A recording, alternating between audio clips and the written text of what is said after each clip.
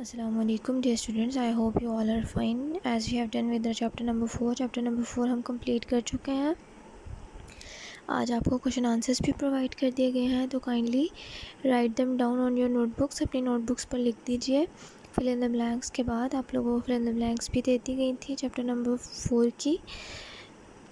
आज आप लोगों ने चैप्टर नंबर 4 का जो एक्सरसाइज है पेज नंबर 87 पे दी गई, इसको भी सॉल्व करना है. आपने सिंपली जो दो चॉइसेस दी हुई हैं हर सेंटेंस में ये स्लैश के साथ, इन दोनों में से कौन सा ठीक है अकॉर्डिंग टू द सेंटेंस, उसको आप लोगों ने सर्कल कर देना है. सिंपली ऐसे पेंसिल से सर्कल करना है आप लोगों ने.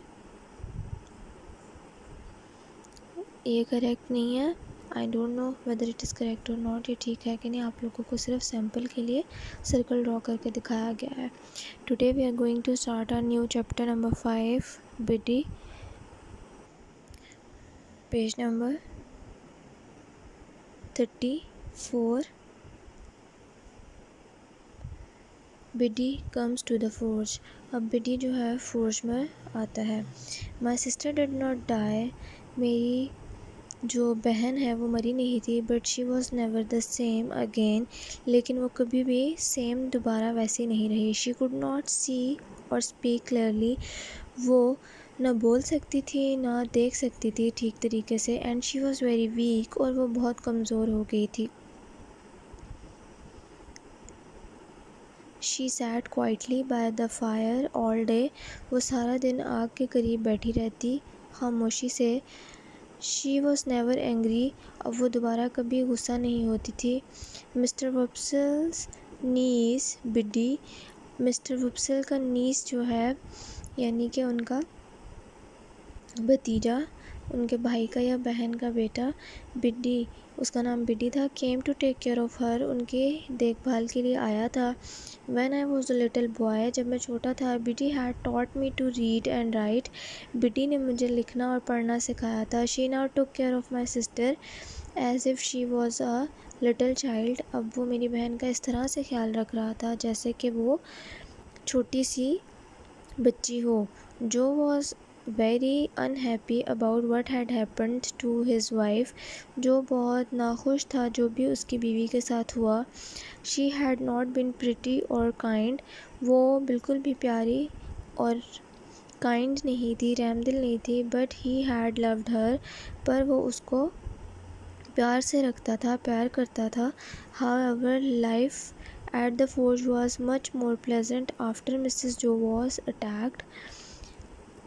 लेकिन फोर्ज पर ज़िंदगी गुजारना जो है ज़्यादा खुशगवार हो गया था मिसेस जो पर हमला होने के बाद. I worked in the forge day after day.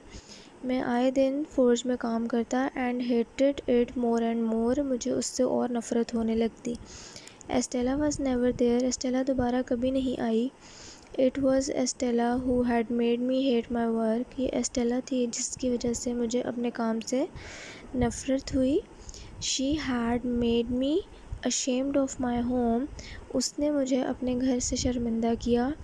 One evening. एक शाम. I was practising my writing. मैं लिखने की प्रैक्टिस कर रहा था. I had always wanted to read and write properly like Estella. मैं हमेशा एस्टेला की तरह प्रॉपरली लिखना और पढ़ना चाहता था. While I was writing. जबकि मैं लिख रहा था. I noticed Biddy's eyes. मैंने बिड्डी की आँखों को नोटिस किया कि वो क्या चाह रही हैं या कर रही हैं. They were pretty eyes. वो खूबसूरत थी. एंड वाइज और अक्लमंद. She was watching me. वो मुझे ही देख रही थी. I stopped. मैं रुक गया. And put down my pen. और अपना कलम मैंने नीचे रख दिया. अब बिडी जो है शी वॉज़ अ फीमेल. उनके नीस हम लोगों ने पढ़ा था जेंडर्स में. नेफ्यू का फेमिनिन होता है नीस. ठीक. तो बिडी आई आस्क्ड. मैंने पूछा. Biddy how do you manage to learn everything yet I have learned. तुमने ये सब कैसे सीखा जो कि मैंने सीखा है। Every day I am learning new things, मैं रोज़ नई चीज़ें सीख रहा हूँ। Yet you already know everything that I learn, और तुम वो चीज़ें पहले ही जानती हो जो कि मैं सीख रहा हूँ। Perhaps she replied, it is because I like learning. I find it easy to learn. उसने कहा शायद मैं याद करना या सीखना पसंद करती हूँ और मुझे ये आसान लगता है। I was your first teacher, you know. मैं तुम्हारी पहली टीचर थी, तुम्हें याद है। आज के लिए हम लोग इतना ही पढ़ेंगे। You people have to write down the question answers provided to you of chapter number 4 and also do exercise on page number 87. You can do exercise on book. Take care of yourselves. Meet you in the next meeting. Till then, Allah Hafiz.